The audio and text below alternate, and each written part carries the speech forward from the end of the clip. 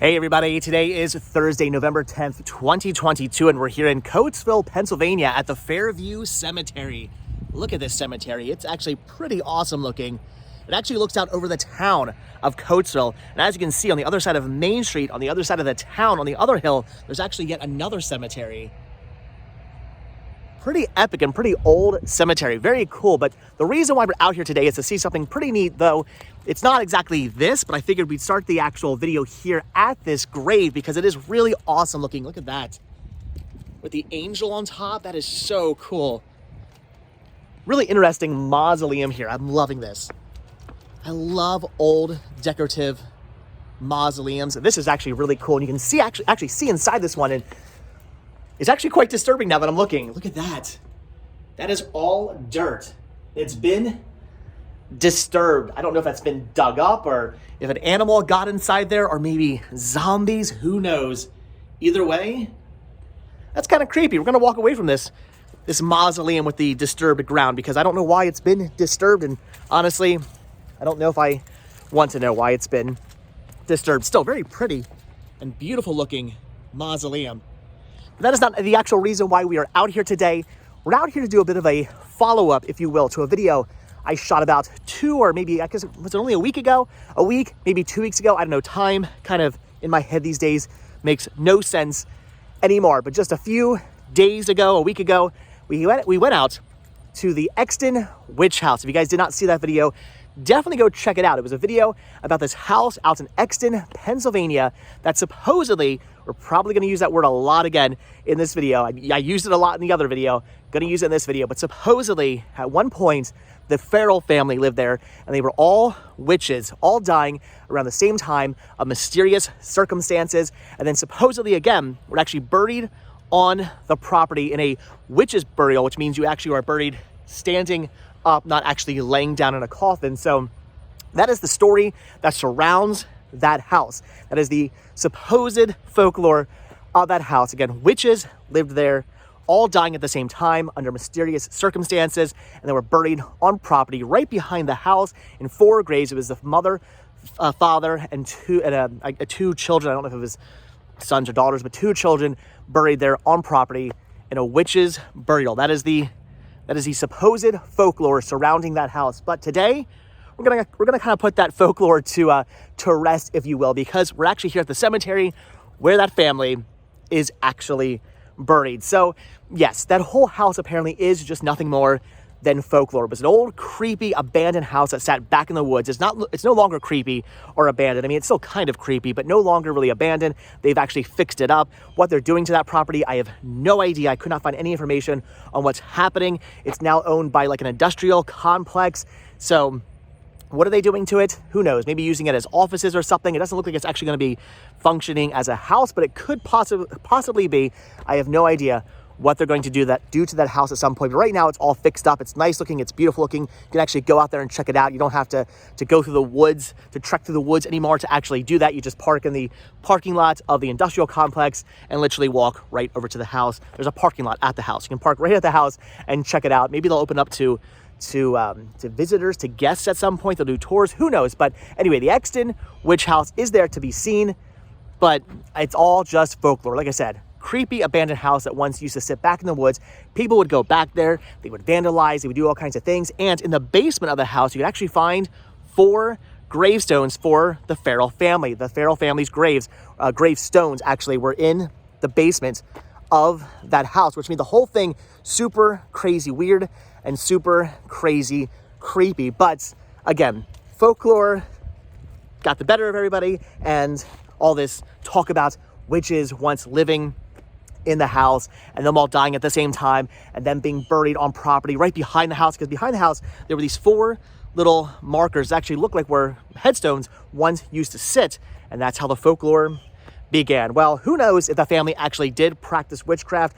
I'm thinking probably not. Is the actual house haunted? Again, I'm thinking probably not. I guess that depends on whether or not you actually believe in ghosts and hauntings to begin with, but probably the house is not haunted. But who knows? It might actually be. Some of you guys said in the video that when I was talking at the house, you heard the sound of people talking. I actually went back and watched the video. I heard it too. I heard people talking. So who knows? Maybe the house is haunted. Maybe it's actually haunted by witches. However, we are going to put some of that folklore to rest because the actual family is not buried on property. But you might be thinking to yourself, well, hold on, wait a minute. There were actual tombstones in the basement of the house. Why were those there? Well, from what I was reading from local historians, they said at one time the family probably actually was buried on property because that was a very common thing to do back in the day. People would die. You didn't put them in a cemetery necessarily. I mean, sometimes you did, obviously, but sometimes you would just bury them directly on the property that they actually lived on because that was family property. It would get passed down from generation to generation, so families would just get buried on the actual property. So one time, the Ferrell family was probably actually buried on the property, and then over time, as new families moved in, as the actual property got passed on to different generations or owned by different people who bought the property, the actual family was dug up and buried somewhere else, and the tombstones were removed from property because they weren't serving a purpose anymore. They weren't actually marking graves anymore, so they were moved and put into the basement just for safekeeping. Because I mean, what else are you going to do with a bunch of tombstones? They just stuck them in the basement. So that's probably what happened. It's not necessarily, definitely 100% what happened, but from what I read from historians, they think that's probably what happened. Again, family probably at one time was buried on the actual property, but then dug up and buried somewhere else after generations had gone by and new people had taken over the property. And those markers in the back of the house probably weren't actually grave markers at all. They were just walking stones, just a place to walk, because it was really close to the house, which is kind of weird and kind of bizarre. Why would they be buried that close? Who knows? And there really wasn't enough room for a proper burial back there, which is why some people say, oh, it was a witch's burial, where again, you were buried standing up because there wasn't actually enough room for like bodies to be put horizontally. So who knows, but that's supposedly the story. However, like I said, we're going to kind of put things to rest right now because the family is not actually still buried on that property. There are no graves behind that house with actual bodies in them anymore. And they probably weren't right there to begin with. They were probably on property somewhere, but not actually there behind the house. And right here is the actual grave now of the Ferrell family. And as you're probably noticing by the dates here, 1915, 1884, 1875, 1896, 1990, or 1900, and 1941. They did not all die mysteriously at the same time. Some of them were died, around each other, but definitely not at the same time. So again, kind of putting a bit of folklore to the rest. There are no longer people buried on that property that we know of anyway. And the Ferrell family who once lived in that house are actually about 15 minutes here in Coatsville, Pennsylvania at the Fairview Cemetery, all buried right here. But this is the actual family that once lived inside the house, the supposed witches. This right here is the witch Ferrell family.